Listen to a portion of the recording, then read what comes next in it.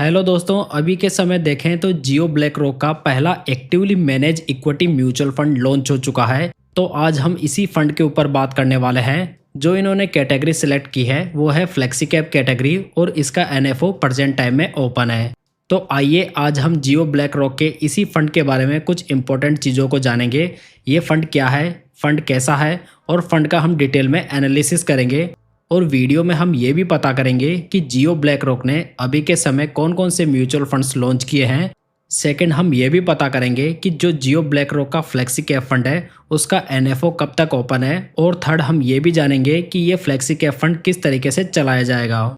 साथ ही दोस्तों हम ये भी बात करेंगे कि जो जियो ब्लैक रॉक के पास में जो जादुई अलादीन है वो क्या क्या कर सकता है, उसकी कैपेसिटीज़ क्या क्या है, उसके बारे में भी हम बात करने वाले हैं।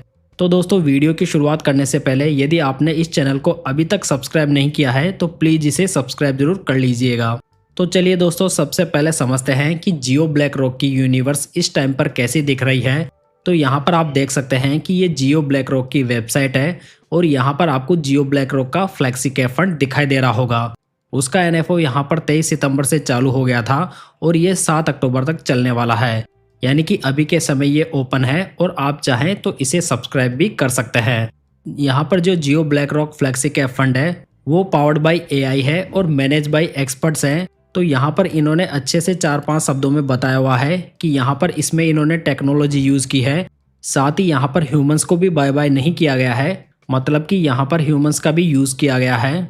दोस्तों अब हम यहाँ पर इनके एक्सप्लोर फंड्स की कैटेगरी में जाते हैं और वहाँ पर जाकर पहले समझते हैं कि जियो ब्लैक रॉक ने अपना पहला फंड कब लॉन्च किया था। तो यहाँ पर हम देख पा रहे हैं कि जियो ब्लैक रॉक ने अपना पहला फंड इक्विटी फंड के रूप में लॉन्च नहीं किया था, ना वो डेट फंड था, ये फंड था मनी मार्केट फंड।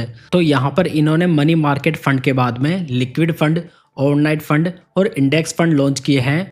तो यहाँ पर ये जो फंड्स लेकर आए हैं वहाँ पर करीबन 18 से 19 हज़ार करोड़ रुपए के आसपास का इन्वेस्टमेंट हो गया था।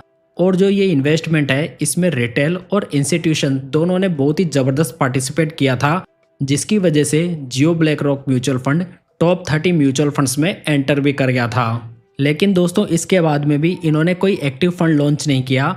इसके बाद में इन्होंने पैसिव फंड्स लॉन्च किए जिसमें कि Nifty next 50, Nifty 50, Nifty small cap 250 और निफ्टी मिड कैप 150 इन्होंने लॉन्च किए। यानी कि देखा जाए तो इन्होंने भारत की टॉप 500 कंपनीज को पहले कैप्चर किया। इसके बाद में ये एक्टिवली मैनेज फंड्स में आए हैं और आप यहाँ पर देख सकते हैं कि इन्होंने अब Jio BlackRock flexi cap fund को भी लॉन्च कर दिया है, जिसे कि 7 अक्टूबर तक अप्लाई किया जा सकता है। तो यहाँ पर इस एनएफओ को हम समझते हैं जहाँ पर ये 23 सितंबर को चालू हुआ था और 7 अक्टूबर तक ये चालू रहेगा। और इसका यहाँ पर रिस्कोमीटर वेरी हाई है। तो यहाँ पर ये बोला जा रहा है कि इसमें रिस्क बहुत ज़्यादा होने वाली है। तो ऑब्वियसली ये इक्विटी फंड है तो यहाँ पर रिस्क तो हाई होगी ही। सो इसी वजह से आपको कोई भी इक्विटी स्कीम में इन्वेस्ट करने से पहले उससे रिलेटेड डॉक्यूमेंट्स और उनकी रिस्क को समझ लेना चाहिए। तो यहाँ पर यदि हम एग्जिट लोड को देखें तो ये नील है। तो इसका मतलब ये है कि आप जब चाहें अपनी यूनिट्स को बेच सकते हैं। यहाँ पर आपको कोई भी एग्जिट लोड नहीं देना पड़ेगा। बहुत सारे फंड्स में हम क्या देखते हैं कि वहाँ पर 1 साल में 1% का एग्जिट लोड लगता है। तो कुछ फंड्स में ये 1 साल में 2% तक भी होता है।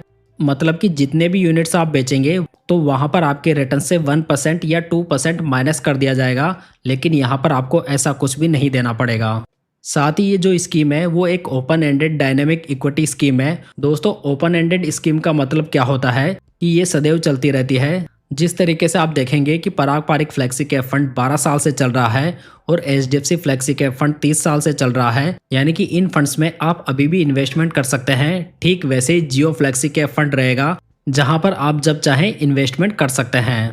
चलिए बात करते हैं कि ये कहां पर इन्वेस्ट करेगा। तो ये fund large cap, mid cap और स्मॉल कैप स्टॉक्स में इन्वेस्ट करेगा। ऑब्वियसली ये एक फ्लेक्सी कैप फंड है तो यहाँ पर इसमें लार्ज कैप, मिड कैप और स्मॉल कैप तीनों में इन्वेस्टमेंट किया जा सकता है। दोस्तों फ्लेक्सी कैप और मल्टी कैप में एक बड़ा फर्क यही होता है कि फ्लेक्सी कैप फंड में फंड मैनेजर बिल्कुल आज़ाद होता है कि वो किसी भी प्रकार के स्टॉक्स में इन्वेस्ट कर सकता है। उसे जहाँ पर अपॉर्चुनिटी नज़र आ रही है वो वहाँ पर इन्वेस्टमेंट कर सकता है। जैसे कि उसे लग रहा है कि प्रेजेंट टाइम में स्मॉल कैप कंपनीज में ज़्यादा ग्रोथ की संभावनाएं हैं तो वो स्मॉल कैप कंपनीज में अपना एक्सपोजर बढ़ा सकता है। ठीक वैसे ही वो लार्ज कैप और मिड कैप में भी ऐसा कर सकता है। पर दूसरी ओर मल्टी कैप में एक रिस्ट्रिक्शन होती है जहां पर उसे मिनिमम 25% एक प्रकार के मार्केट कैप वाली कंपनीज में इन्वेस्ट करके ही रखना होता है। यानी कि यदि उसे मिड कैप कंपनीज में एक्सपोजर नजर आ रहा है तो वहां पर वो 50% से ज़्यादा एक्सपोजर नहीं ले सकता, क्योंकि उसे वहां पर स्मॉल कैप और लार्ज कैप दोनों में भी 25% मिनिमम एलोकेशन रखना ही होगा। साथ ही यहाँ पर लिखा है कि this fund aims to provide long term capital appreciation by offering investment opportunities across companies of all size. तो यहाँ पर आप इसका मतलब समझ ही गए होंगे। आइए अब यहाँ पर देखते हैं कि यहाँ पर लिखा है by leveraging BlackRock systematic active equity. तो इसका मतलब यहाँ पर ऐसे ही निकल कर आ रहा है। तो इसके बारे में मैं आपको थोड़ा समझा देता हूँ। तो इसे आप एक गूगल मैप्स के जैसे समझ सकते हैं। जैसे कि आपको किसी लोकेशन पर पहुंचने के लिए गूगल मैप काफ़ी ज़्यादा मदद करता है, जिससे कि आप उनकी इंस्ट्रक्शन का यूज़ करके एक लोकेशन पर पहुंच सकते हैं। ठीक उसी तरीके से SAE है, जो कि इन्वेस्टमेंट वर्ल्ड का गूगल मैप माना जा सकता है। मतलब इनका एक AI ड्रिवन प्लेटफॉर्म अलादीन है, जो कि ब्लैक रॉक द्वारा विकसित एक AI आधारित सॉफ्टवेयर प्लेटफॉर्म है, जो कि asset, liability and debt and derivative और इन्वेस्टमेंट नेटवर्क के थ्रू बना हुआ है। ये प्लेटफॉर्म बड़े पैमाने पर वित्तीय डेटा का एनालाइज करता है और रिस्क को मैनेज करता है, जिससे कि ये इनकी इन्वेस्टमेंट डिसीजन में हेल्प कर सकता है। देखा जाए तो ये टेक्नोलॉजी ही जियो ब्लैक रॉक म्यूचुअल फंड को बाकी म्यूचुअल फंड्स के मुकाबले अलग बनाती है। चलिए अब ये समझते हैं कि यहाँ पर आपका मिनिमम SIP अमाउंट कितना रहेगा। तो यहाँ पर आप देख सकते हैं कि आप 500 रुपये से यहाँ पर SIP स्टार्ट कर सकते हैं। साथ ही यहाँ पर टोटल एक्सपेंस रेशियो 0.50% दिया हुआ है, यानी कि ये डाइट प्लान का एक्सपेंस रेशियो होगा। साथ ही यहाँ पर कोई भी लॉक इन पीरियड नहीं दिया हुआ है। बेंचमार्क इंडेक्स इसका निफ्टी 500 इंडेक्स TRI रहेगा। दोस्तों TRI का फुल फॉर्म होता है टोटल रिटर्न्स इंडेक्स, यानी कि पॉइंट टू पॉइंट रिटर्न्स। अब इसमें निफ्टी 500 में देश की टॉप 500 कंपनीज आएगी, जो कि मार्केट कैप के हिसाब से डिसाइड होती है, जिसमें कि टॉप 100 कंपनीज लार्ज कैप से बिलोंग करती है, आगे की 150 कंपनियां मिड कैप कैटेगरी से बिलोंग करती है और लास्ट वाली 250 कंपनियां स्मॉल कैप कैटेगरी की होती है। चलिए अब ये बात करते हैं कि आप इस फंड को कहाँ से खरीद सकते हैं। तो यहाँ पर आप जियो ब्लैक रॉक की वेबसाइट से इसे बाय कर सकते हैं। साथ ही आप यहाँ पर grow, Zerodha, coin, Paytm money, IND money, धन और क्वेरा जैसे प्लेटफॉर्म से भी इसे बाय कर सकते हैं। ये आपकी चॉइस पे डिपेंड करता है, आप जिस भी प्लेटफॉर्म को यूज़ कर रहे हैं आप उससे इसे खरीद सकते हैं। चलिए अब ये देखते हैं कि इस स्कीम के फंड मैनेजर्स कौन है। तो यहाँ पर जो इनका पहला फंड मैनेजर है वो है तन्वी कचेरिया। तो यहाँ पर तन्वी कचेरिया के बारे में समझना जरूरी है। जहाँ पर हम देखें तो इनका 14 साल का एक्सपीरियंस है। इससे पहले ये fund manager black rock USA में काम करती थी, जिसमें कि ये emerging market listed I shares funds को मैनेज करती थी। और ये जो आई शेयर्स हैं वो ब्लैक रॉक का ETF है, जो कि उसका इमर्जिंग मार्केट वाला जो ETF होता है उसे ये मैनेज करती थी। दोस्तों इमर्जिंग मार्केट का मतलब इंडिया है, तो ये फंड मैनेजर भी एक इंडियन है जो कि भारत को समझती भी है और इसी वजह से यहाँ पर इन्हें लाया गया है।